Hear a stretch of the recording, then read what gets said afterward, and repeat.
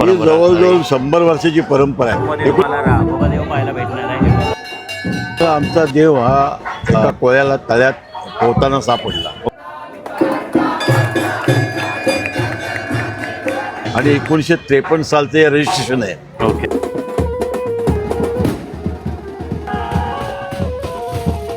253 रुपयामध्ये अखंड गाव फिरवलंय. ओके.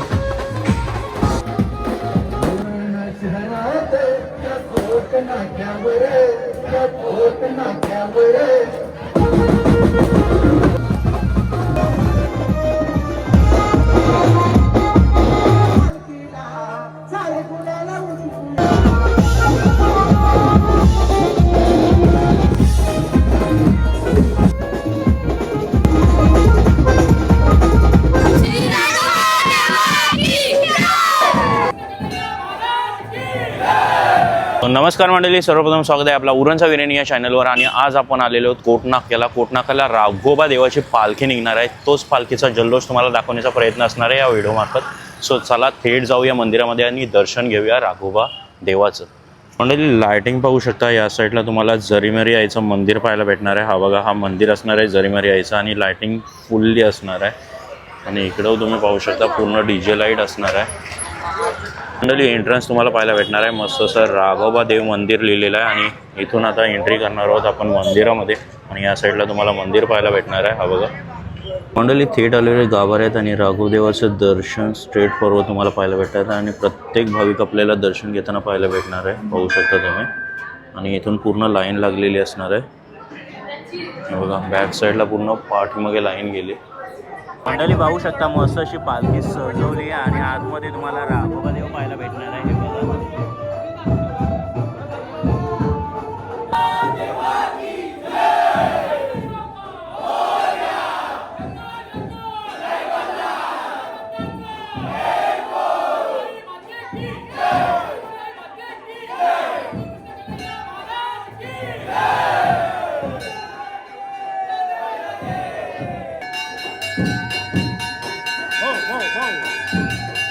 तर मंडळी पाहू शकता मस्त अशी पालखी सजवलेली आहे आणि तुम्हाला पालखीवर कृष्ण पाहायला भेटणार आहेत आणि मस्त असा अवतार असणार आहे कृष्णाचा. मंडळी इकडे तुम्हाला देवाची काठी पण पाहायला भेटणार आहे. राघोबा देवाची काठी असणार आहे. प्रत्येक मंदिराला तुम्हाला देवाची काठी पाहायला भेटणार आहे आणि तीच ही राघोबा देवाची काठी असणार आहे. मंडळी पाहू शकता राघोबा देवाला धुपाचं मानपान दिला जात आहे. हे बघा मंडळी पाहू शकता दिवे लावून झालेले आहेत आणि इथून दिवे लावलेले आहेत.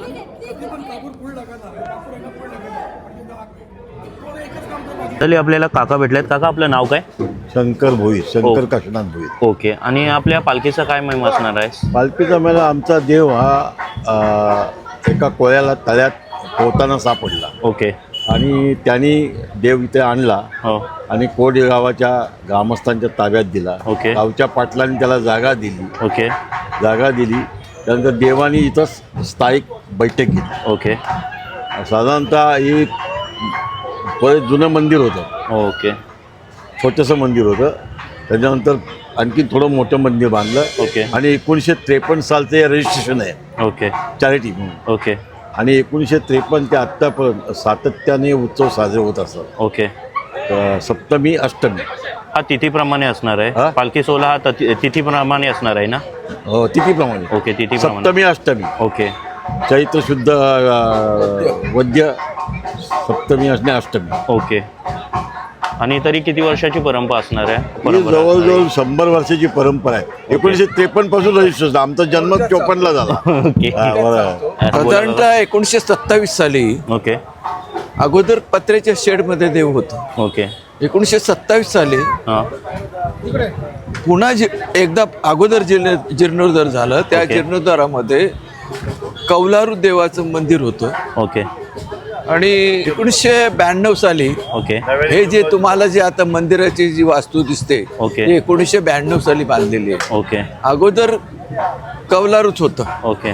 त्याच्या अगोदर पत्र्याच्या शेडमध्ये होतं. ओके. कारण मला माहिती आहे 1950 साली माझे आजोबा वारले. ओके. त्यांनी ज्या गोष्टी सांगितल्या त्या संदर्भातली माहिती होती. 1927 साली ते जे मंदिर बांधलं तर गावातल्या संपूर्ण तेव्हा लोकसंख्या कमी होती, बरोबर. पण घरटी लोकांनी दुसऱ्यांच्याकडनं न काही घेताना ओके किंवा देणग्या न घेताना सुद्धा हे मंदिर बांधलं होतं. ओके. ते 92 साली त्याचं जीर्णोद्धार जीर्णोद्धार होऊन केलं. आज जे तुम्हाला दिसतंय हां. ते हे मंदिर आहे. ओके.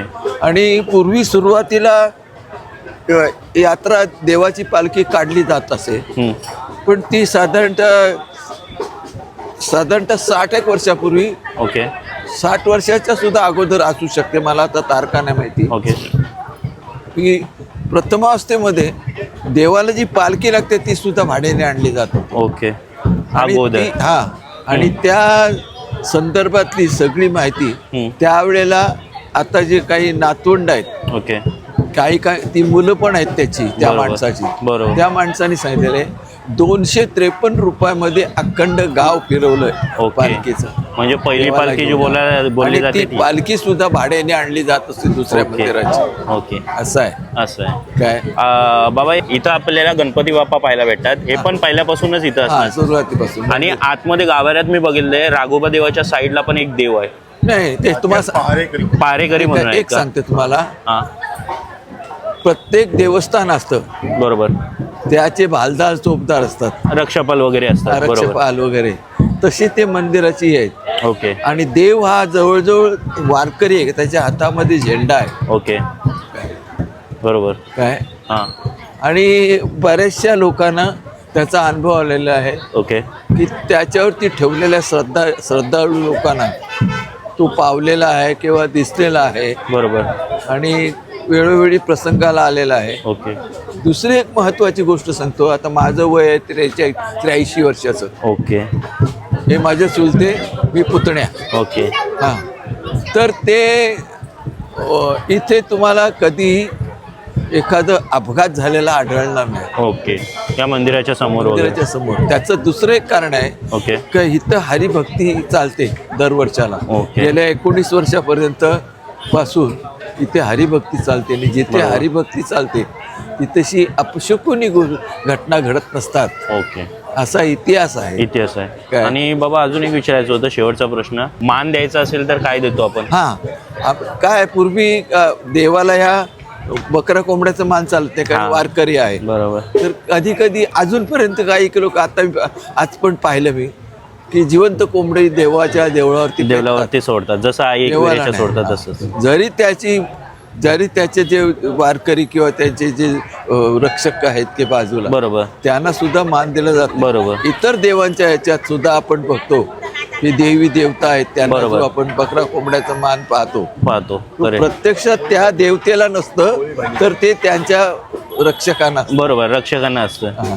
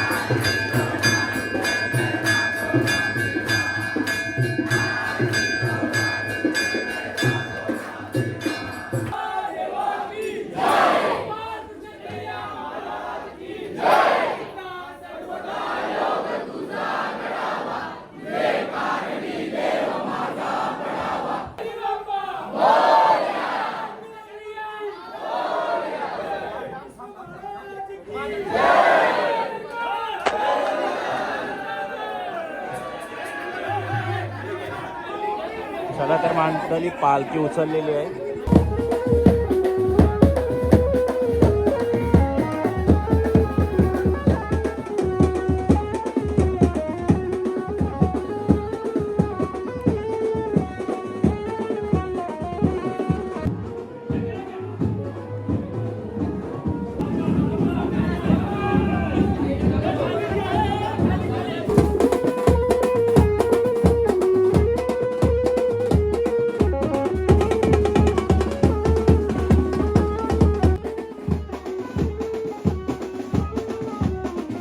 कलाकार मंडळी पालखी निघालेली आहे मंदिरामधून, पाहू शकता तुम्ही.